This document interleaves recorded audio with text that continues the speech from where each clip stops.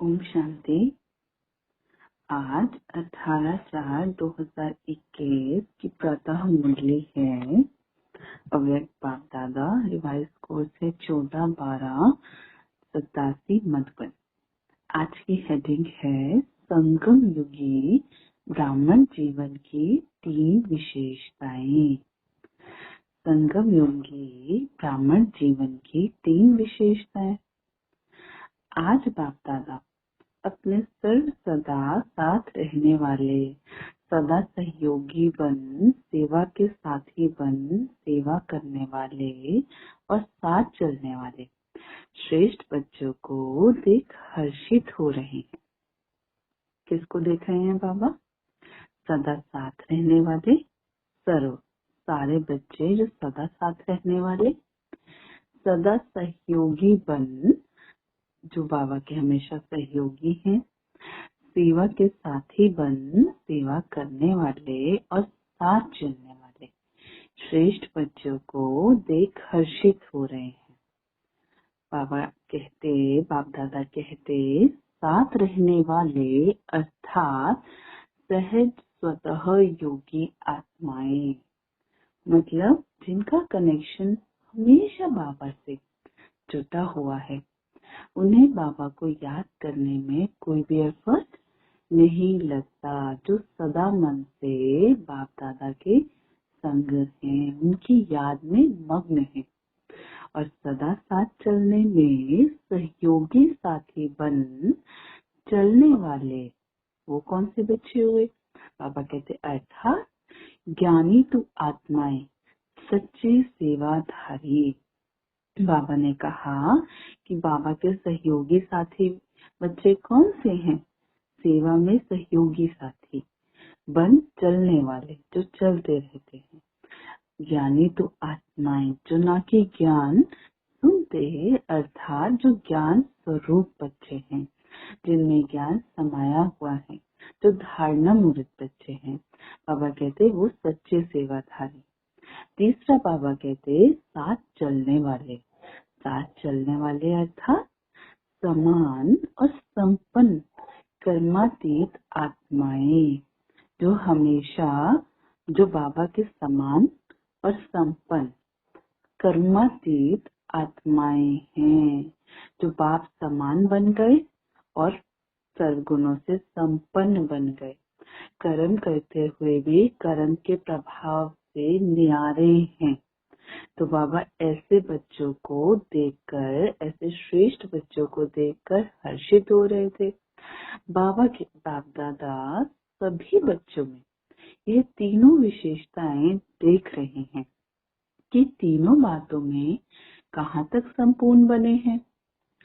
संगम युग के श्रेष्ठ ब्राह्मण जीवन की विशेषताएं यह तीनों ही आवश्यक हैं।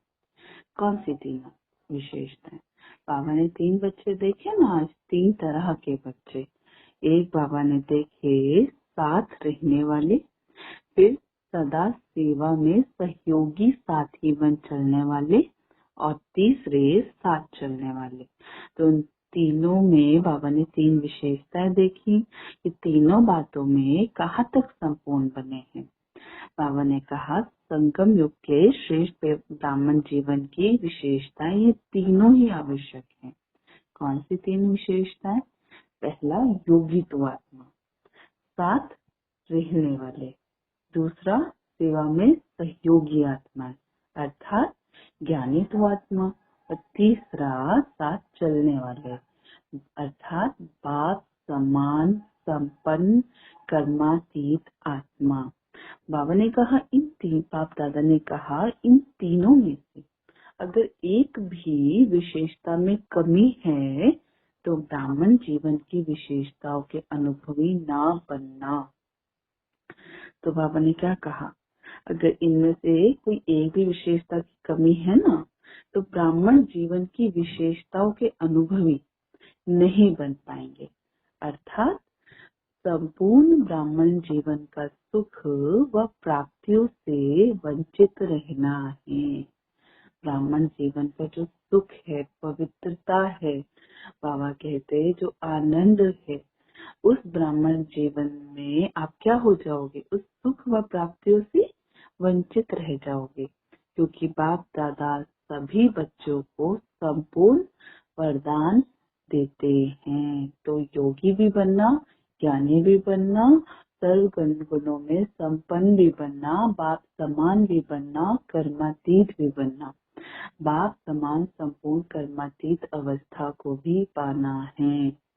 बाबा कहते ऐसे नहीं कि यथा शक्ति योगी भव, अर्थात कि जितना जिससे योग लगा, ऐसे नहीं कि भाई जितना जिसकी कैपेसिटी हुई उतना बाप से योग लगा, नहीं। वह यथा शक्ति ज्ञानी तो आत्मा भव, या जितना जिसकी कैपेसिटी हुई उतना ही ज्ञान को क्या किया, धारण किया, उतना ही ज्ञान स्वरूप बने। बाबा कहते ऐसा वरदान नहीं देता कि सबको अलग अलग, जैसे जैसे जिसकी जितनी कैपेसिटी है उतना ही हर कोई योगी और ज्ञानी, नहीं।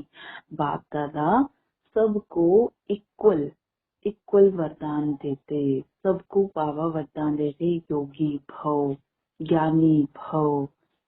बाबा कहते साथ साथ संगम युग जो सारे कल्प में विशेष युग है, इस युग अर्थात समय को भी वरदानी समय कहा जाता है, क्योंकि वरदाता बाप वरदान बांटने इस समय ही आते हैं।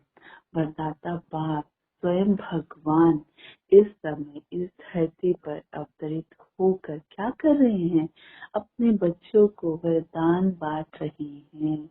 जितना चाहिए, जो चाहिए ले लो, जो जितना ज्ञान स्वरूप बनना, जितना योगी बनना है, जो प्राप्ति, जो गुण, जिस चीज में आपको मास्टरी हासिल करनी है, जितना उच्च भाग्य बनाना है, बना लो। वरदाता खुले हाथ वरदान बांट रहा है। तो बाबा क्या कहते कि ये क्या है, ये संगम युग का विशेष युग है, वरदानी समय है। वरदाता बाप वरदान बांटने के लिए अवेलेबल है। बाप भी यही, बच्चे भी यही, वरदानी समय भी यही। किस चीज का वेट कर रहे हैं, वरदाता के आने कारण समय भी वरदानी हो गया। वरदाता आया ना क्या करने, वरदान देने, तो समय कैसा हो गया, वरदानी हो गया। इस समय को यह वरदान है। सर्व प्राप्तियों में भी संपूर्ण प्राप्तियों का यही समय है। जितनी भी सर्व प्राप्ति है उसमें संपूर्ण प्राप्तियों का यही समय है। जितनी बाबा प्राप्तियां भी हमें करा रहा है, गुणों से, शक्तियों से, जितना भरपूर होना है हो लो, यही समय है। Most valuable, most precious. बाबा कहते कि संपूर्ण स्थिति को प्राप्त करने का भी यही समय है। यही वो समय है जब भगवान हमें अपने जैसा बना रहा है, एकदम अपनी इमेज में बना रहा है, जैसा वो खुद है, कोई डिफरेंस नहीं। अपने जैसा, जितना वो, जितनी शक्तियां उसमें, उतनी शक्तियां आप भी ले सकते हो। तो बाबा कहते हैं और सारे कल्प में कर्म अनुसार प्रारब्ध प्राप्त करते, वह जैसा कर्म वैसा फल स्वतः प्राप्त होता रहता है। द्वापर युग से क्या होता, जैसा कर्म वैसा फल, यही चलता है ना। आज दिन तक क्या सुना था, जैसा करोगे वैसा पाओगे। तो हम कर्मों अनुसार हमें फल प्राप्त होगा। लेकिन बाबा कहते हैं ये जो वरदानी समय है ना, इस वरदानी समय पर एक कदम आपका कर्म और पदम गुना पाप द्वारा मदद के रूप में सहज प्राप्त होता है। एक कदम आपको बढ़ाना, क्या करना, एक कर्म आपका श्रेष्ठ कर्म, और पदम गुना साथ साथ, पदम गुना क्या प्राप्त होती है, बाबा की मदद प्राप्त होती है, सहज प्राप्त होती है। मांगना नहीं पड़ता, बाबा मदद करो। लेकिन हमने हिम्मत की, कहते हैं ना, हिम्मते बच्चे मददे बाप। हिम्मत का कदम हमारा और मदद उनकी स्वतः ही मिलती रहती। तो बाबा कहते सत्युग में एक का पदम गुना प्राप्त नहीं होता, सत्युग में एक का का प्रथम गुना प्राप्त नहीं होता। क्यों? सत्युग में तो जो हमने प्रारब्ध बनाई, कब बनाई? संगम युग पर बनाई, जो श्रेष्ठ कर्म किए तो उसका जमा किया हुआ खाता हम सत्युग और त्रेता बैठकर खाते, हम सुख भोगते। बाबा कहते लेकिन अभी प्राप्त हुए प्रारब्ध के रूप में भोगने के अधिकारी बनते हो, आप वहाँ क्यों भोगते हो इतना सुख?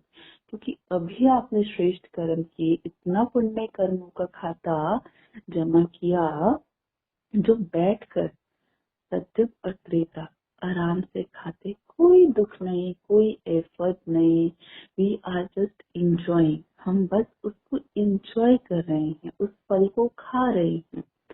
तो बाबा कहते क्या किया? बाप दादा कहते सिर्फ जमा किया हुआ खाते हुए नीचे आते जाते हो।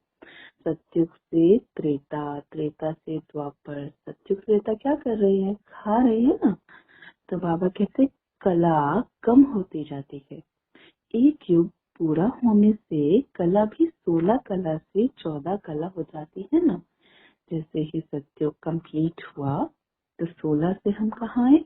त्रेता में एंटर किया तो 16 से 14 कला हो गए। बाप दादा कहते लेकिन संपूर्ण प्राप्ति किस समय की? जो 16 कला संपूर्ण बने। लेकिन 16 कला संपूर्ण किस समय बने? किस समय हमने वो प्राप्ति की? संपूर्ण कब बने? तो बाबा कहते वो संगम युग का श्रेष्ठ वरदानी समय कौन सा है? यही है ना, उस संगम युग का श्रेष्ठ वरदानी समय यही है। तो बाबा कहते रहे प्राप्ति का समय ये संगम युग का है। अंडरलाइन कौन सा समय? ये प्राप्ति का समय, एक एक सेकेंड बहुत बहुत बहुत वैल्यूएबल। यूज करो, यूज करो। पॉजिटिव कैसे यूज करना? बाप की याद में यूज करो, सेवा करो। सेवा कैसे करना? अच्छा सोचना भी सेवा है, मन सा सेवा है। तो बाबा कहते कि इस समय में बाप खुले दिल से सर्व प्राप्तियों के भंडार वरदान के रूप में, वर्षे के रूप में और पढ़ाई के फल स्वरूप प्राप्ति के रूप में तीनों ही संबंध से। अब देखिए बाबा ने क्या कहा। इस समय अर्थात संगम युग में बाप शिव बाबा खुले दिल से सर्व प्राप्तियों के भंडार, जितनी चाहे जो प्राप्ति करना चाहो। कौन सी प्राप्तियां? ज्ञान, गुण और कितनी भी शक्तियां, कितना भी पुण्य कर्म, कितनी भी श्रेष्ठ कर्म, कितनी भी सेवा करना चाहो करो, भरपूर बनना चाहो बनो। बाबा कहते बाप खुले दिल से सर्व प्राप्तियों के भंडार वरदान के रूप में, वर्षे के रूप में, वरदान के रूप में कैसे? सदगुरु के रूप में बाबा वरदान देते, वर्षे के रूप में प्रॉपर्टी, प्रॉपर्टी किस रूप में देते? बाप के रूप में प्रॉपर्टी देते, वर्षा देते। और पढ़ाई के फल स्वरूप टीचर बनकर हमें पढ़ाते। तीनों रूप से बाबा अवेलेबल है, दे रहे हैं। वरदान दे रहे हैं सतगुरु के रूप में, वर्षा दे रहे हैं बाप के रूप में, और पढ़ाई पढ़ा रहे हैं टीचर के रूप में। तो बाबा कहते पढ़ाई के फलस्वरूप प्राप्ति के रूप में तीनों ही संबंध से, तीन रूप में विशेष खुले भंडार, खुले भंडार है, कोई ताला नहीं, जितना चाहे ले लो। तो बाबा कहते का भंडार, भरपूर भंडार बच्चों के आगे रखते हैं। जितना उतना का हिसाब नहीं रखते कि नहीं इतना ही मिलेगा, उतना ही मिलेगा। नहीं, ये भी नहीं कि कौन कब आया, जो पहले आया उसको ज्यादा या जो कोई बाद में आया उसको कम। नहीं, बाबा क्या कहते? एक का पदम गुना का हिसाब रखते हैं। क्या हिसाब रखते? एक कदम कर्म आपका और पदम गुना मदद बाप की। हिम्मत का कदम आपका, पदम गुना का मदद आपकी। सिर्फ अपना पुरुषार्थ किया और प्रारब्ध पाई, ऐसे नहीं कहते कि खुद देखो, आप खुद देखो, खुद अपना पुरुषार्थ करो। नहीं, लेकिन अगर आपने दृढ़ संकल्प किया, अगर आपने श्रेष्ठ संकल्प किया कि बाबा मुझे अपने प्रारब्ध बहुत ऊंची बनानी है, मुझे ज्ञान स्वरूप बनना है, मुझे कर्मातीत अवस्था को पाना है, अगर आपका उस संकल्प है, आप बाबा की श्रीमत पर चल रहे हो, तो बाबा भी किसी न किसी तरीके से आपकी मदद करके आपको उस स्थिति तक पहुंचा ही देगा। अगर आप योग्य हो, अगर आप योग्य हो तो जो आप डिजर्विंग हो वो आपको मिलेगा ही मिलेगा। बाबा भी मदद पूरी करेगा। तो बाबा कहते लेकिन रहम दिल बन, लेकिन बाबा अगर योग्यता भी नहीं है तो बाबा योग्यता भी भरता। अगर सच्चे दिल से अगर हम चाहते हैं ना कुछ करना, हमारे अंदर संकल्प है, अगर हम सोचते हैं बाबा मुझे तो सर्वगुण संपन्न बनना ही बनना, मुझ में ये कमी है वो कमी है, लेकिन मैं हर कमी को त्यागूंगा, मेरे को तो उस रास्ते पे चलना ही है, तो बाबा भी मदद करेगा, बिल्कुल शक्ति भरेगा। बट क्या चाहिए? दृढ़ता चाहिए, डिटर्मिनेशन चाहिए कि हाँ मुझे करना ही है, एट एनी कॉस्ट मुझे बनना ही है। अच्छा, तो बाबा ऐसा नहीं कहते कि पुरुषार्थ किया और प्राप्त पाए, नहीं, लेकिन रहम दिल बन, दाता बन, विधाता बन, सर्व संबंधी बन।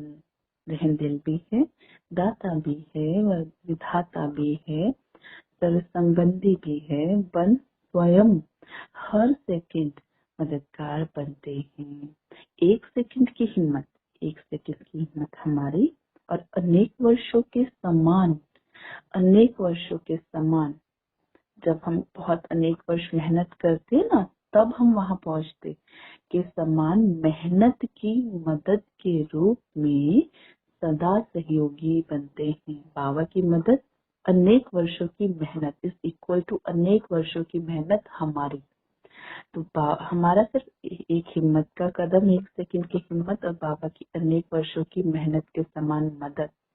तो बाबा कहते थे क्या ये इस तरीके से हमारा सहयोगी बनते हैं, क्योंकि जानते हैं कि अनेक जन्मों की भटकी हुई, आज दिन तक भक्ति में कितना भटके, तो अनेक जन्मों की भटकी हुई निर्बल आत्माएं हैं, थकी हुई हैं, इसलिए इतने तक सहयोग देते हैं, इतना सहयोग देते हैं, मददगार बनते हैं, स्वयं ऑफर करते हैं कि सर्व प्रकार का बोझ बाप को दे दो। क्या कहते हैं बाबा कि बच्चे अपनी सारी कमियां मुझे दे दो, अपनी सारी जिम्मेवारियां मुझे दे दो, मैं जिम्मेवार हूँ, मैं बैठा हूँ ना, है ना बाबा के एक फोटो की जिम्मेवार मैं हूँ ना, मैं बैठा हूँ ना।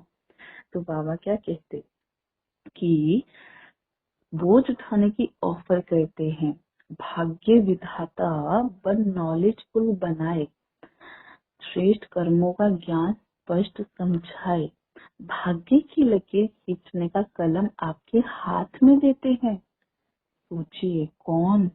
भाग्य विधाता ने नॉलेजफुल बना दिया, ज्ञान दे दिया, रास्ता दिखा दिया, ऐसे ऐसे करना है, ऐसे ऐसे जाना है। कोई आपको रास्ता बता दे कि कहीं पे आपको पता चले कि आपको बहुत सारा खजाना खजाना है जहाँ आप जितना चाहो उतना ले सकते हो, आपको कोई रास्ता बता दे कि सीधा कि बस ऐसे ऐसे जाना और आपको वहां पे वो इतना खजाना मिल जाएगा, तो क्या आपको मुश्किल लगेगा? आप नहीं जाएंगे? शिव बाबा ने, परमात्मा ने, हमें भाग्य विधाता ने हमें रास्ता दिखा दिया, ज्ञान स्पष्ट समझा दिया, भाग्य की लकीर हमारे हाथ में दे दी। जितना चाहे श्रेष्ठ कर्मों का खाता जमा करो, जितना चाहे भाग्य की लकीर खींच लो, आपके हाथ में है। भाग्य भाग्य बनाना आपके हाथ में है, भाग्य की कलम आपके हाथ में है। भाग्य की लकीर जितना लंबी खींचने चाहो उतना खींच लो।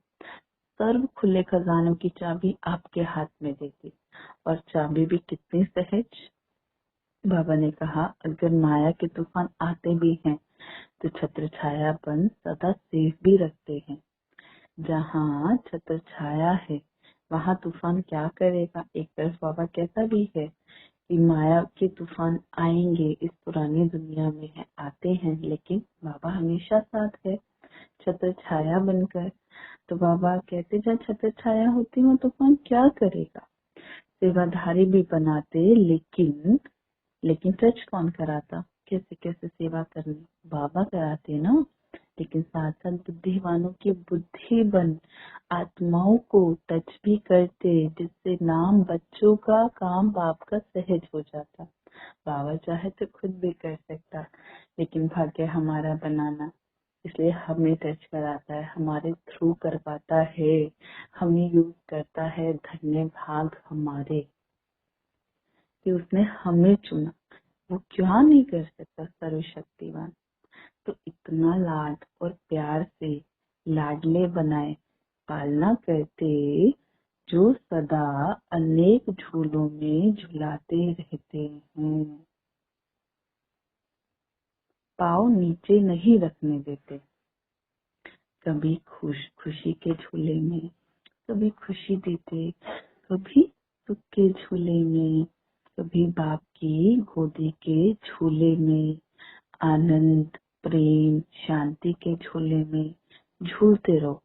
झूलना अर्थात मौज मनाना, यह सर्व प्राप्तियां इस वरदानी समय की विशेषता है। सर्व प्राप्तियां दे दे, क्या दिया, खुशी दी, सुख दिया, प्रेम दिया, आनंद दिया, आपकी गोद दी, शांति दी।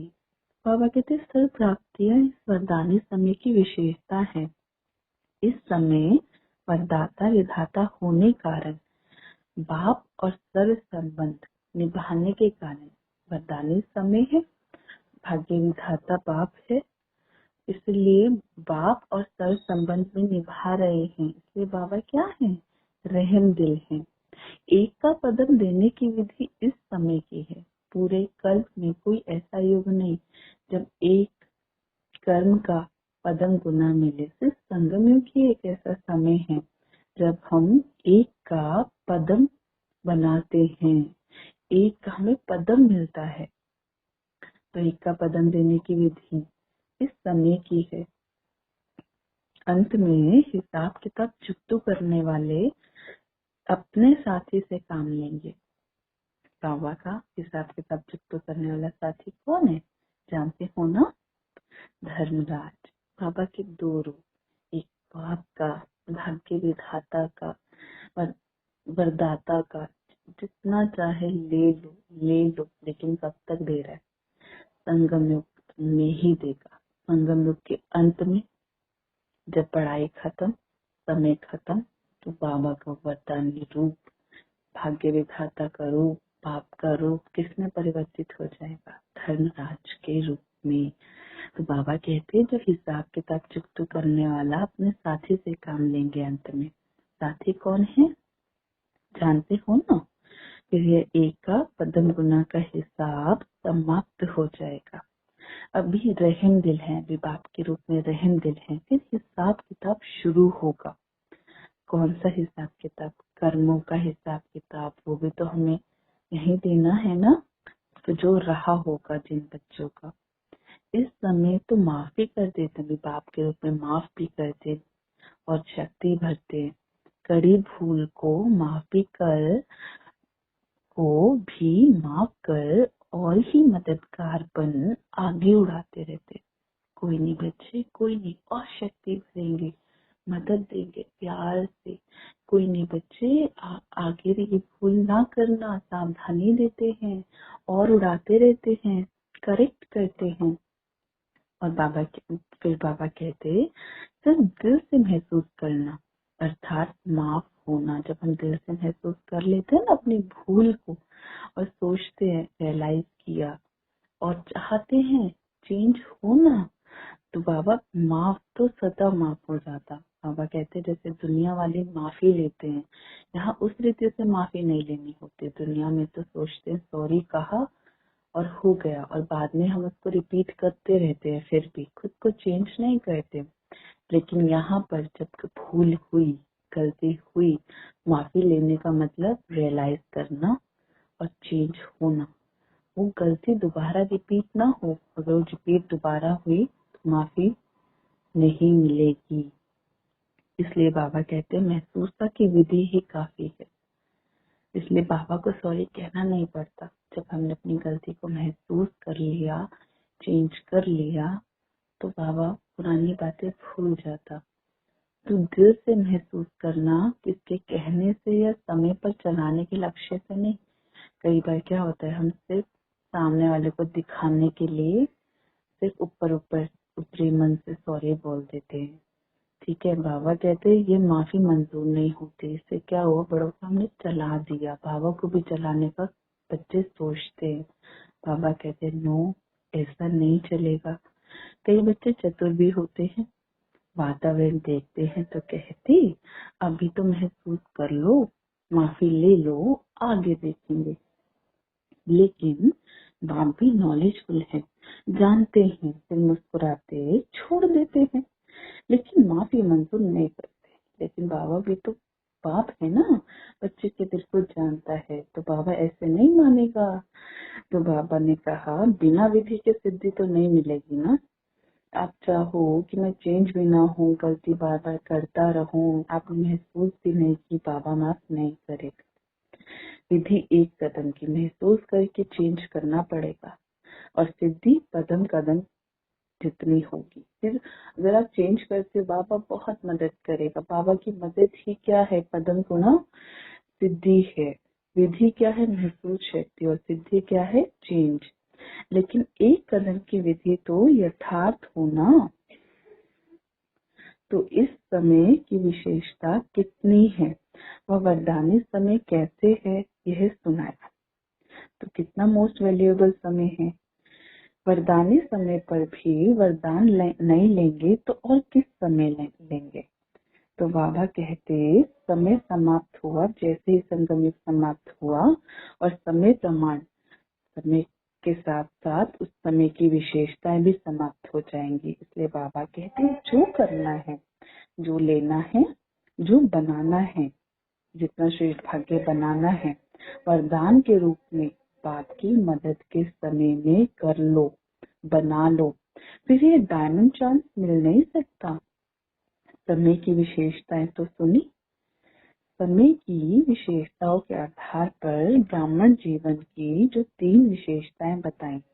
कौन सी 3 विशेषताएं बताई? योगी, योगी आत्मा, ज्ञानी आत्मा, और बाप समान संपन्न कर्मातीत आत्मा। तो बाबा ने कहा यह ब्राह्मण जीवन की 3 विशेषताएं बताई, इन तीनों में संपूर्ण बनो। आप लोगों का विशेष स्लोगन भी यही है, योगी बनो, पवित्र बनो, ज्ञानी बनो, कर्मातीत बनो।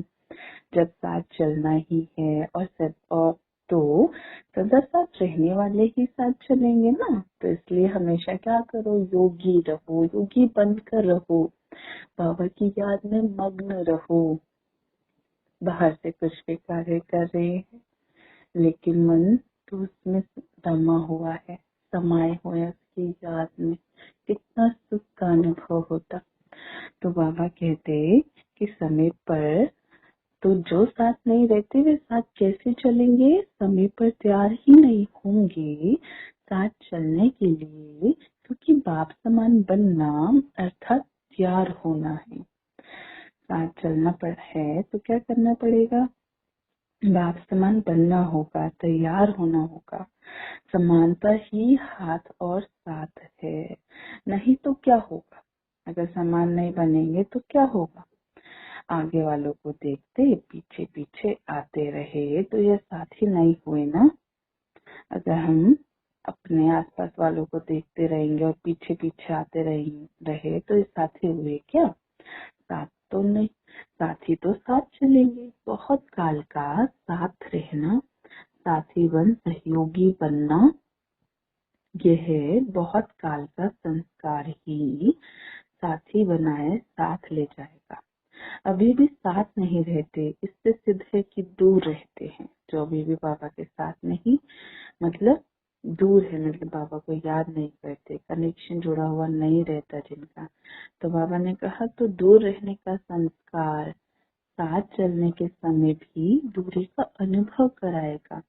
इसलिए अभी से तीनों ही विशेषताएं चेक करो। सदा साथ रहो, सदा बाप के साथी बन सेवा करो और करावनहार बाप निमित्त करनहार मैं हूँ, तो कभी भी सेवा हलचल में नहीं आएगी। जब हम बाबा को साथी बना के सेवा करते हैं ना, तो मैं पर नहीं आएगा, अहंकार नहीं आएगा कि मैं तो सिर्फ करनहार हूँ। करावनहार तो बाप है, मैं तो निमित्त हूँ। तो बाबा ने कहा हलचल नहीं आएगी, लेकिन जब अकेले होते हो तो मैंपन में आते हो। जब मैंपन में आते हो तो बाबा कहते माया बिल्ली भी क्या कहती, मैं म्याऊं म्याऊं करती है। आप मैं करते और वह कहती मैं आऊं। माया को बिल्ली कहते हो ना, तो साथी बन सेवा करो। कर्माधीन बनने की भी परिभाषा बड़ी गुह्य है, वह फिर सुनाएंगे।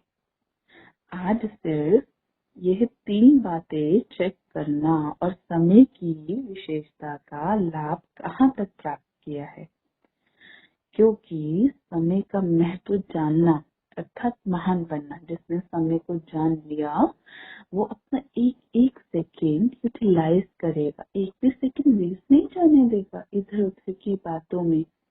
बाबा कहते स्वयं को जानना, बाप को जानना जितना यह महत्व का है, वैसे समय को जानना भी आवश्यक है। इम्पोर्टेंस ऑफ टाइम, क्या है समय का महत्व, इसमें कितना इम्पोर्टेंट है। जब एक कदम का पदम गुना मिल रहा है, बाबा कहते तो समझे क्या करना है। बाप दादा बैठ रिजल्ट सुनावे, इससे पहले अपनी रिजल्ट अपने आप निकालो, क्योंकि बाप दादा ने रिजल्ट अनाउंस कर ली। तो रिजल्ट को सुन सोचेंगे कि अब तो अनाउंस हो गया, अब क्या करेंगे, अब जो हूँ जैसी हूँ ठीक हूँ। इसलिए फिर भी बाप दादा कहते ये चेक करो, यह चेक करो। ये इनडायरेक्ट रिजल्ट सुना रहे हैं, क्योंकि पहले से कहा हुआ है कि रिजल्ट सुनाएंगे और समय भी दिया हुआ है। कभी 6 मास, कभी 1 वर्ष दिया है। फिर कई यह भी सोचते हैं कि 6 मास तो पूरे हो गए, कुछ सुनाया नहीं, लेकिन बताया ना कि अभी फिर भी कुछ समय रहम दिल का है, वरदान का है। अभी चित्रगुप्त गुप्त है, फिर प्रत्यक्ष होगा, इसलिए फिर भी बाप को रहम आता है। चलो 1 साल और दे दो, फिर भी बच्चे हैं, बाप चाहे तो क्या नहीं कर सकते। सबकी एक एक बात अनाउंस कर सकते हैं, बाबा तो सब जानते हैं ना। तो बाबा क्या कह रहे हैं कि बाबा हमें टाइम दे रहे हैं। क्या टाइम दे रहे हैं कि अपने अंदर वो चेंज लाओ, चेक करो और चेंज लाओ। जो जो बातें आज बाबा ने बताई कि सारे गुण मेरे अंदर हैं, सारे मेरे अंदर विशेषताएं हैं, जिससे मैं अपनी श्रेष्ठ प्रारब्ध बना पाऊं। तो बाबा कहते कई भोलानाथ समझते हैं ना, तो कई बच्चे अभी भी बाप को भोला बनाते रहते हैं। तो बाबा कहते भोलानाथ तो है, लेकिन महाकाल भी है। अभी वह रूप बच्चों के आगे नहीं दिखाते हैं, नहीं तो सामने खड़े नहीं हो सकेंगे। इसलिए जानते हुए भी भोलानाथ बनते हैं, अनजान भी बन जाते हैं। लेकिन किसके लिए? बच्चों को संपूर्ण बनाने के लिए। समझा? बाप दादा ये सब नजारे देख मुस्कुराते रहते हैं, क्या क्या खेल करते हैं, सब देखते रहते हैं। इसलिए ब्राह्मण जीवन की विशेषताओं को स्वयं में चेक करो और स्वयं को संपन्न बनाओ। अच्छा, चारों ओर के सर्व योगी तो आत्मा, ज्ञानी तो आत्मा, बाप समान कर्मातीत श्रेष्ठ आत्माओं को सदा स्वयं के समय के महत्व को जान महान बनने वाली महान आत्माओं को सदा बाप के सर्व संबंधों का प्राप्ति का लाभ लेने वाले समझदार विशाल बुद्धि स्वच्छ बुद्धि सदा पावन बच्चों को बाप दादा का याद प्यार और नमस्ते। हम रूहानी बच्चों की रूहानी बाप दादा को याद प्यार नमस्ते नमस्ते नमस्ते। थे। पार्टियों से मुलाकात। बाबा पार्टियों से क्या बात करते? बाबा कहते कि अपने को सर्वशक्तियों से संपन्न मास्टर सर्वशक्तिवान आत्माएं अनुभव करते हो। बाप ने सर्वशक्तियों का खजाना वर्षे में दे दिया, तो सर्वशक्तियां अपना वर्षा अर्थात खजाना है। बाबा कौन? सर्वशक्तिवान। तो हम कौन? हम उसके बच्चे मास्टर सर्वशक्तिवान हुए। तो बाबा ने कहा कि अपना खजाना साथ रहता है ना, हमेशा हमारे पास सर्वशक्तियां रहती है ना। बाप ने दिया, बच्चों का हो गया, तो जो चीज अपनी होती है वो हमेशा याद आती है, और जो चीज क्या होगी, और जो भी चीजें होती हैं वे विनाशी होती हैं। जो ये सर्वशक्तियां हैं और ये जो वर्षा बाबा ने हमें दिया, ये कैसा है? अविनाशी है। वर्षा मिला कल समाप्त हो जाए ऐसा नहीं। आज खजाने हैं। कौन से वर्षा मिला? ज्ञान का मिला, गुणों का मिला, शक्तियों का मिला। तो बाबा ने कहा आज खजाने हैं, कल कोई जला दे, कोई लूट ले, ऐसा खजाना नहीं है। जितना खर्चो उतना बढ़ने वाला है। जितना ज्ञान का खजाना बांटो उतना ही बढ़ता रहेगा। सर्व साधन भी स्वतः ही प्राप्त होते रहेंगे। तो सदा के लिए वर्षे के अधिकारी बन गए, यह खुशी रहती है। वर्षा भी कितना श्रेष्ठ है, कोई अप्राप्ति नहीं, सर्व प्राप्तियां हैं। तो बाबा हमें क्या कहते? तो बाबा पार्टियों से कहते हैं दो बात। एक तो कि जो सर्व शक्तियां हैं वो सदा साथ रहती हैं। जब सर्वशक्तिवान बाप ने सर्वशक्तियां बच्चों को दे दी तो आप क्या बन गए? मास्टर सर्वशक्तिवान बन गए। तो जो मास्टर सर्वशक्तिवान है वो अपनी शक्तियों को कैसे भूल सकते? बाबा कहते आपके खजाने कैसे हैं? अविनाशी हैं। जो वर्षा और शक्तियां बाबा ने दी अविनाशी हैं। तो अविनाशी चीज से भी भूल सकती है? तो बाबा ने कहा कितनी खुशी रहनी चाहिए। तो बाबा ने कहा ऐसा नहीं आज थी और कल खत्म हो जाए, नहीं। तो बाबा ने कहा कोई अप्राप्ति नहीं। जब बाबा का वर्षा मिल गया, शक्तियां मिल गई, तो बाबा ने कहा विनाशी चीजें तो स्वतः ही आती रहेंगी, मिलती रहेंगी, क्योंकि सर्व प्राप्तियां मिल गई, बाप दादा मिल गए और उनसे वर्षा मिल गया। अमृत वेले विदाई के समय दादियों से तथा दीदी निर्मल शांता से बाप दादा की मुलाकात।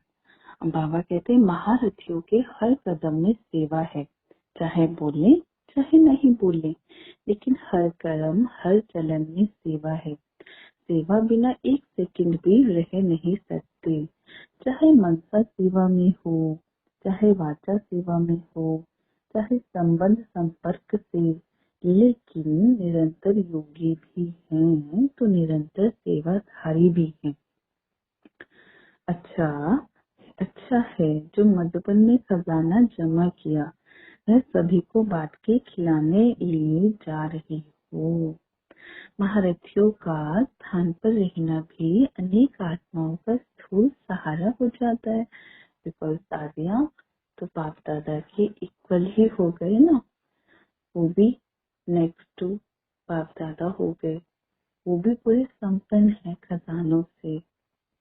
बाबा ने कहा जैसे बाप छत्र छाया है, ऐसे बाप समान बच्चे भी छत्र छाया बन जाते हैं। सभी देख करके कितने खुश होते हैं। तो यही वरदान है सभी महारथियों को। आंखों का वरदान, मस्तक का वरदान, कितने वरदान हैं। हर कर्म करने वाली निमित्त कर्मेंद्रियों को वरदान है। नयनों से देखते हो तो क्या समझते हो? सभी समझते हैं ना कि बाप की नजर का इन आत्माओं की नजर से अनुभव होता है। जब दादियाँ दृष्टि देती हैं तो हमें ऐसे लगता है बाप दादा दृष्टि दे रहे हैं। इतना ही प्यार, इतनी ही शक्ति का अनुभव होता। तो नयनों को वरदान हो गया ना, मुख को वरदान है, इस चेहरे को वरदान है, कदम कदम को वरदान है।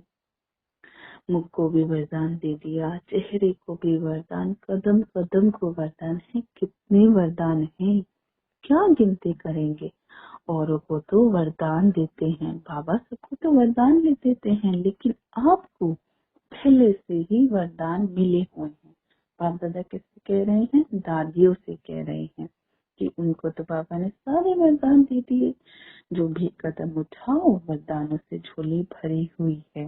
जैसे लक्ष्मी को दिखाते हैं ना, उसके हाथ से धन सभी को मिलता ही रहता है, थोड़े समय के लिए नहीं, सदा संपत्ति की देवी बन संपत्ति देती ही रहती है। दिखाते हैं ना कि एक हाथ से सदा धन जाता ही जा रहा है, देते ही जा रहे हैं, कभी नहीं खुटता। तो ये किसका चित्र है? आप सबका ही चित्र है ना। तो कितने वरदान हैं? बाप तो कहते हैं कि कोई वरदान रहा ही नहीं, तो फिर क्या दे, वरदानों से ही सजे हुए चल रहे हो। जैसे कहते हैं ना, हाथ घुमाया तो वरदान मिल गया। तो बाप ने तो समान भाव का वरदान दे दिया। जब दादी और बाप दादा समान हो गई तो इससे उच्च वरदान क्या रहा। जो बाबा की शक्तियाँ, जो बाबा की, तो वो ही महारथियों की शक्तियाँ, दादियों की शक्तियाँ, इससे सब वरदान मिल गए। जब बाप अव्यक्त हुए तो सभी को समान भाव का वरदान दिया ना, फिर सामने वालों को नहीं, सभी को दिया।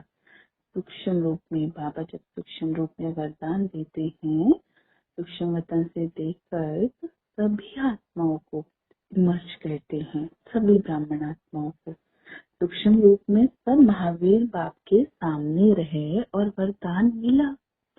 अच्छा, आप लोगों के साथ सभी की दुआएं और दवाई है ही, इसलिए बड़ी बीमारी भी छोटी हो जाती है। बाबा महारथियों को कह रहे हैं कि बड़ी बीमारियां भी छोटी हो जाती हैं, क्योंकि उनके पास सेवा की दुआएं हैं, दवाई तो है ही, सिर्फ रूपरेखा दिखाती है, लेकिन अपना दाव नहीं लगा सकती है। क्या? बीमारी आती है, थोड़ा सा रूपरेखा दिखाती है, लेकिन अपना दाव लगा नहीं सकती। बीमारी कुछ कर नहीं सकती है, उनका कुछ बिगाड़ नहीं सकती। न शरीर का, शरीर थोड़ा ऊपर नीचे हो सकता, लेकिन मन की स्थिति इंटैक्ट, बहुत ऊंचे। तो बाबा कहते हैं सूली से कांटे का रूप दिखाती है। बाबा ने क्या कहा? आपकी दुआओं से क्या हो गया? बाबा ने कहा सूली जैसी बीमारी कांटा बन गई। तो बाकी तो बाप का और हाथ, बाप का हाथ और साथ सदा है ही, हर कदम में, हर बोल में बाप की दुआ दवा मिलती रहती है। इसलिए बेफिक्र रहो, ऐसे फ्री हो जाओ तो फिर सूक्ष्म वतन में पहुंच जाओ। इससे औरों को भी बल मिलता है। यह बीमारी भी आप लोगों की सेवा करती है। तो बीमारी बीमारी नहीं है, सेवा का साधन है। देखिए, बाबा जो महारथियों को कह रहे हैं वो हमें भी कह रहे हैं कि हमारी बीमारी बीमारी नहीं है, लेकिन हमें जब कोई बीमारी आती तो सेवा का साधन है। कैसे? क्योंकि अगर नहीं आएगी हमें बीमारी, हम योगी आत्माएं हैं, तो हम अपनी स्थिति को कैसे सिद्ध कर पाएंगे? तो कैसे पता चलेगा हमारी श्रेष्ठ स्थिति है या नहीं है, हम हिलते हैं या नहीं है, हमें कितने हिम्मत है, हमारी हिम्मत की प्रत्यक्षता का सबूत क्या है? बीमारी के समय ही तो पता चलता ना कि हमारी स्थिति क्या है, कितनी हिम्मत है हमें फेस करने की, सहन करने की, कैसे हमारी स्थिति पर इम्पैक्ट डालती कोई बीमारी। बाबा ने कहा अगर नहीं आती है ना तो सब समझेंगे कि इन्हों को तो मदद है, इन्हों को तो बाप दादा मदद करते। तो इन्हों को अनुभव थोड़ी है, इनको थोड़ी पता बीमारी में कैसा फील होता है कि। तो बाबा ने कहा लेकिन अनुभवी बनाए औरों को हिम्मत।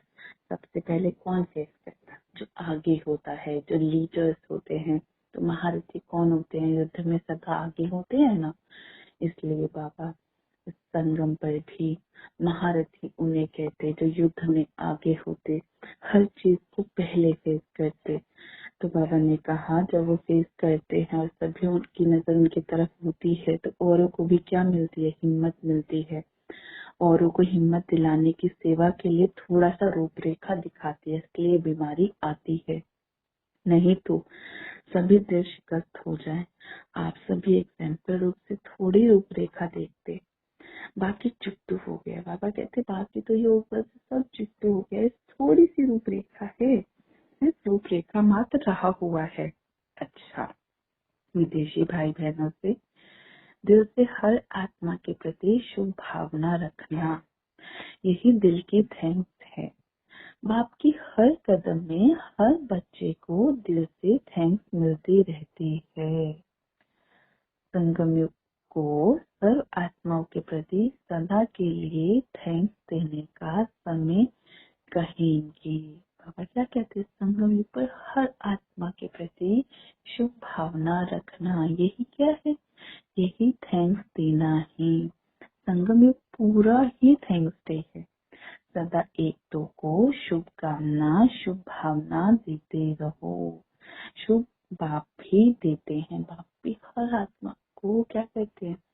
शुभ भावना सबके प्रति रखते हैं, शुभकामना देते रहते हैं। आगे बढ़ो मेरे बच्चे, बहुत प्यार कहते। तो जैसा बाप वैसे बच्चे। अच्छा वरदान है, खुशी के साथ शक्ति को धारण कर विघ्नों को पार करने वाले विघ्न जीत भव।